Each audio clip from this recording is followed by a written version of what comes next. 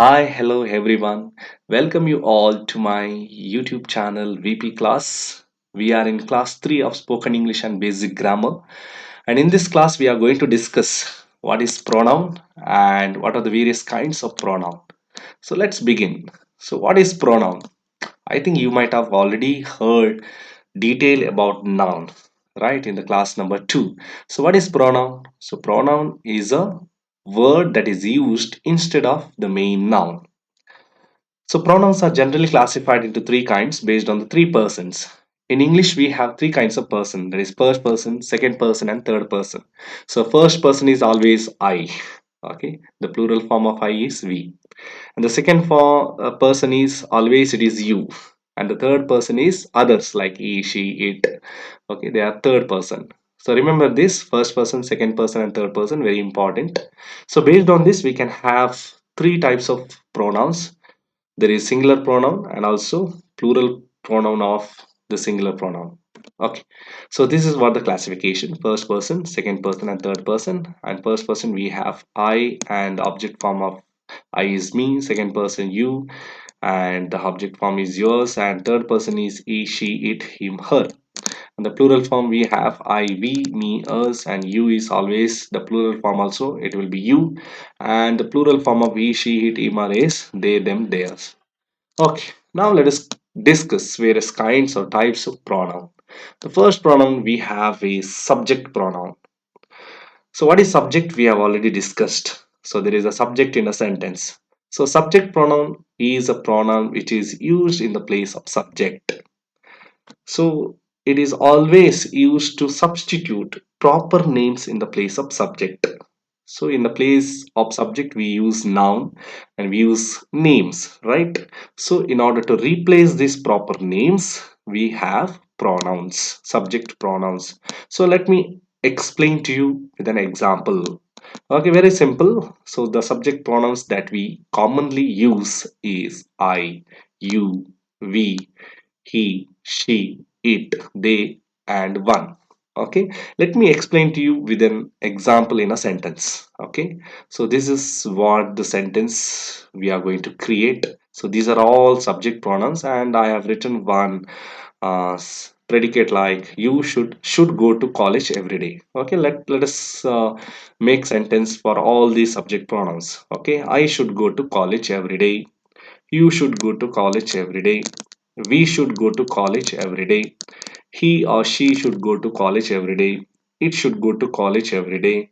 They and one should go to college every day. This is how we can frame the sentences using subject pronoun. And all these pronouns are in the place of subject. We can see these are all subject. And what comes after that is the predicate, verb, and the object. Okay, that is regarding subject pronoun. Now let us go to the next one, that is object pronoun. So what is object? So subject pronouns are used in the place of subject, and object pronouns are used in the place of object. They are also used to substitute proper names in a sentence. Proper names in the sense we have already studied proper nouns, right? We name the common noun and we use it in the place of subject or in the place of object. So in order to replace that, we have this subject pronoun and object pronouns. So what are object pronouns? We have already discussed in the types of pronoun in the first slide. So that is me, hers, him, her, and them. So all these pronouns will come in the place of object, remember. So they cannot be used in the place of subject. I cannot use in the place of subject me. Okay, me will come. No, it's wrong. Okay, so that's why we will make certain sentences using these object pronouns. So I have written a sentence here. The door was opened by. Okay, the door is a subject here, right? And was opened is a verb, and then we have to use these object pronouns. See, the door was opened by me, the door was opened by us, the door was opened by him, the door was opened by her, the door was opened by them. So this is how we can use the object pronouns in the sentence. Now let's go to the next one, that is relative pronoun. So what is relative pronoun? So it relate one part of the sentence to another. So that is what relative pronouns. So these pronouns are used to relate one part of the sentence to another. So we will give example for all these relative pronouns. Now let us identify, or let us list what are these relative pronouns which can relate one part of sentence to another. So these are the relative pronouns: that, which, where, who, when, why, what, whom, and whose. And let us construct one sentence for all these relative pronouns. The first one: this is the matter that they were talking about. This is the matter that they were talking about. Very clear, understand properly. See, I'm telling this is the matter, and I'm relating this sentence, okay, using the pronoun, relative pronoun that, okay, that they were talking about. I think you are clear. So this is the matter, so I'm relating this particular part of the sentence using the relative pronoun that they were talking about. Next one: which. So the ice cream, okay, I'm relating this part of sentence, okay, using which.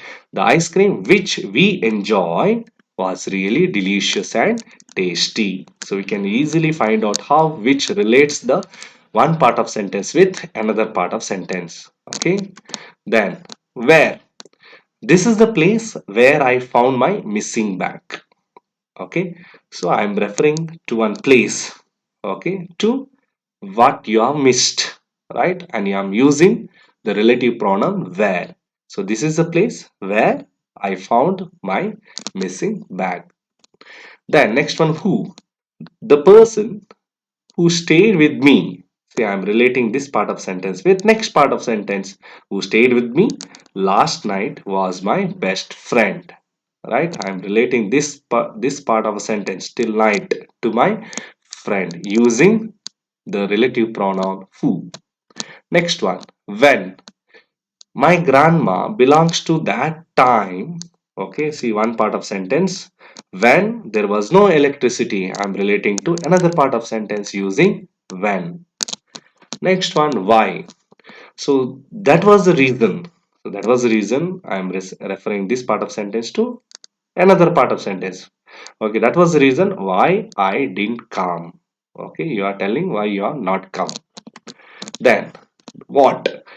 Think about the ideas what I told you. See, this one part of sentence, another part of sentence, I'm using what as relative pronoun to relate. Next: whom. She met the person whom she wrote a letter last month. Okay, she has written a letter and she is meeting that person. Okay, I'm relating these two sentences, these part of the sentences using relative pronoun whom. Next, last one: whose. I have best friend, okay, whose dog is very dangerous. See, I'm referring to part of the sentences using relative pronoun who. I think you are very clear with what is relative pronoun. It should relate to part of one sentence with another sentence using one pronoun, that is relative pronoun. And the next one, the fourth one, is possessive pronouns. What is possession? Possession means it is ownership, right? I own something, okay, or that belongs to me. Okay, so these pronouns are used to show possession or ownership. Okay, something belongs to me or something belongs to you. Okay, for that we have certain pronouns. Okay, in order to refer your ownership. So what are these pronouns? There are two classifications again: singular pronouns, singular possessive pronouns, and plural possessive pronouns. What are singular possessive pronouns? Mine, yours, hers, his.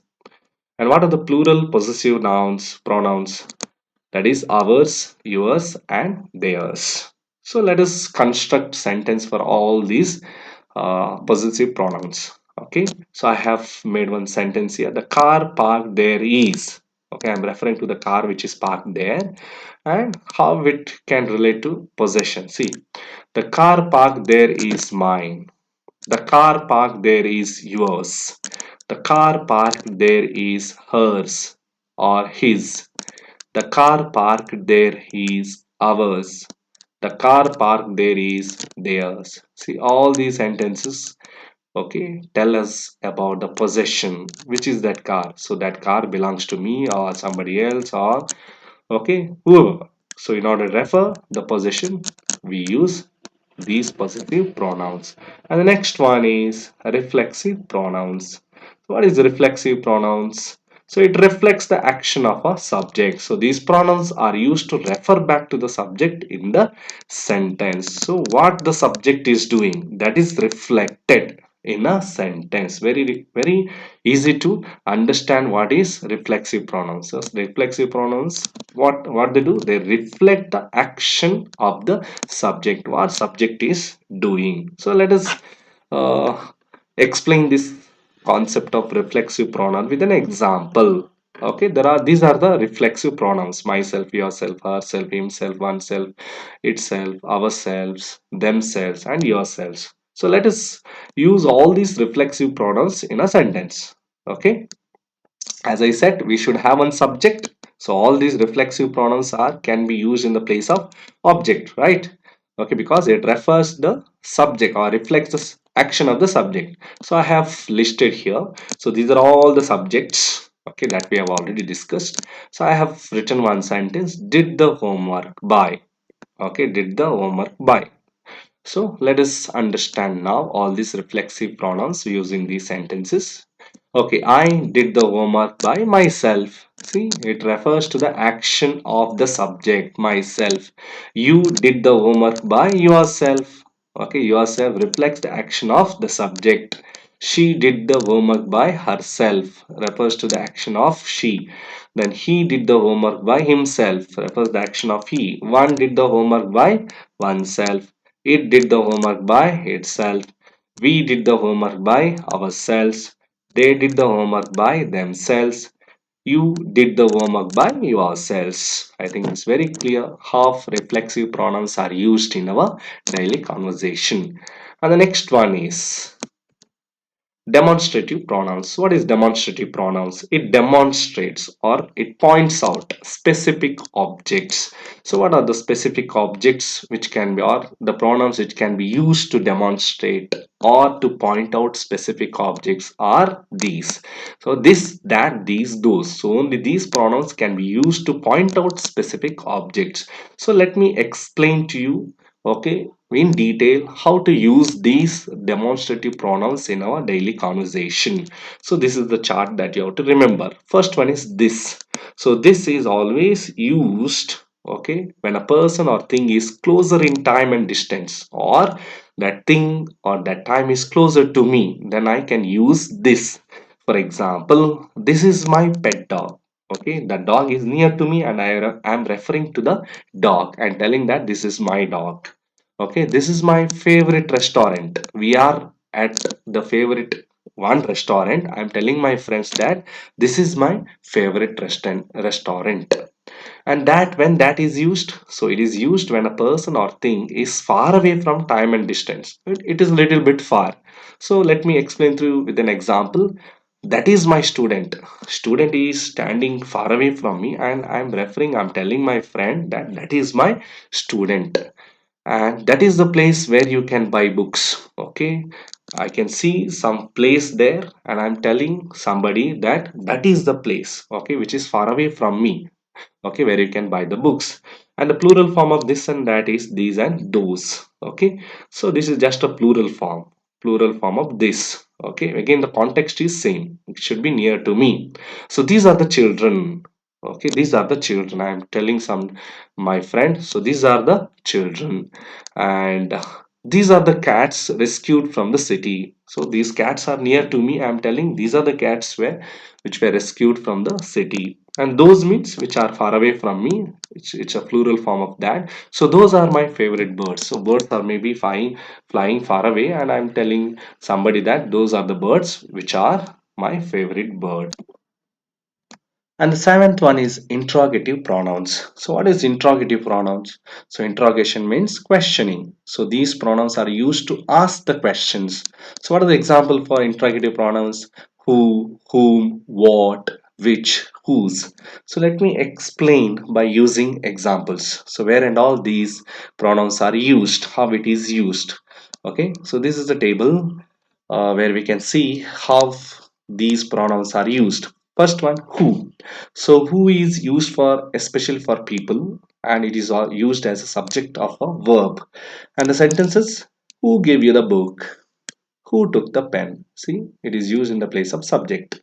And for the people, whom? So it is always for the people but as an object of a verb. See a sentence, you went with whom? Okay, I'm placing that whom in the place of object. You saw whom? See, in the place of object. Then what? What can be used for people, animals, and things? What is their name? What is the time? Then which is also can be used for people, animals, and things. Which cloth do you prefer? Which one do you like? Then last one, whose. So whose can be used for people and also the things, and but it shows a possession. Okay, ownership. For example, whose car is this? Whose house is that? Okay, this is regarding interrogative pronouns. But one thing is you should remember is how we can use these interrogative pronouns, because many times in our conversation we use all these interrogative pronouns, but just see whether we are using it properly or correctly. And the next one is the last one, indefinite pronouns. So how we can use indefinite pronouns? What are those indefinite pronouns? Let's see. So what is indefinite pronoun? So these pronouns do not refer to any particular person, place or thing. So they don't refer a specific person, place or thing. So they are unknown, refers to unknown people, things, places, etc. So what are these indefinite pronouns? So these are the indefinite pronouns I have constructed using these words like some, any, no, every for people, things, and places. So by using some, we can also have pronouns for people, okay, which are addressed to only people: someone, somebody, any, anyone, anybody, no, no one, nobody, every, everyone, everybody. And for things, something, anything, nothing, everything. And for places, somewhere, anywhere, nowhere, everywhere. And there are other pronouns like indefinite pronouns like each, none, few, many, most, neither, either, one, both, some, all. Now let us use all these pronouns in a sentence. So our purpose is what? Our purpose is to learn to speak English properly or accurately. So that's why in each my session I am giving all the words with an example within sentence. So note all the sentences properly. Okay, first one, someone. So someone is singing inside the room. Okay, then somebody gave me the book. See, I'm referring to indefinite person. I don't know who is that specific person. Next, somewhere. I have seen him somewhere. I don't know which place is that. The next one, something. She wrote something on the paper. So I don't know what she has written. Then anyone. I won't tell this to anyone. So I don't know. Okay, to whom to tell. Okay. Then anybody can solve this problem. Okay, so I'm not asking a definite person. Anybody can solve. Next, anywhere. I can't find my friends anywhere. Okay, cannot see them anywhere. I have searched everywhere but I cannot see them. Anything. I don't know anything about today's class. Nothing I know. No one. No one is going to help you during the exam.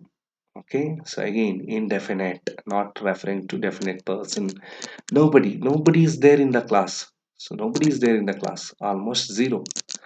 Next, nowhere I found him. Next, nothing is found in the room. Everyone must come to college. Okay, everyone. I'm not referring to one person or specific person, but all. Everybody must do the assignment. So everywhere I searched him everywhere. Everything comes to an end. Each of them could not play well. None of them was able to speak. Few of the things are not told. Many of them played well. Most of them didn't come to practice. Neither of them was ready to compromise. That means nobody was ready to compromise. Either of you can go to office. One of them was a good player. Both of us can go to market. Some of the questions were easy. All the questions were tough. See, so we have used all the sentences for all the pronouns, indefinite pronouns. So what is our activity that you have? You have to make your own sentences for all the pronouns that we have discussed in this class. So that is the activity. Please do that. Okay, when you do that, you learn many things. So how to frame the sentences in English. So thank you for watching this video. So we will come with the next video in the next class, class number 4. Till then, bye.